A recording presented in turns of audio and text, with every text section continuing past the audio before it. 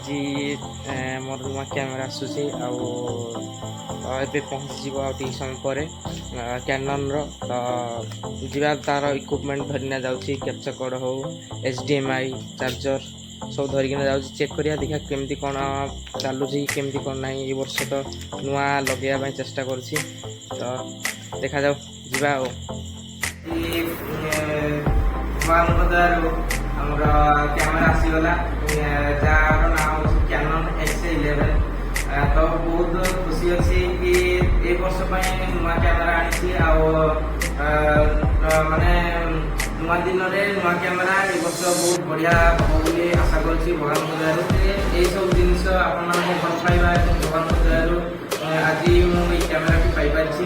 ବେଶୀ ଧନ୍ୟବାଦ ବିପ୍ଳବ ଭାଇଙ୍କୁ, ସୁରାଜ ଭାଇଙ୍କୁ ଏବଂ ଆମ କ୍ରିକେଟ ବାଣୀ ଅମ୍ପାୟାରଙ୍କ ସମସ୍ତ ସଦସ୍ୟମାନଙ୍କୁ, ଯାହା ହଉ ବହୁତ ମାତ୍ରାରେ ସପୋର୍ଟ କରିଥିଲେ ଏଇ କ୍ୟାମେରା ଆଣିବା ଉପରେ।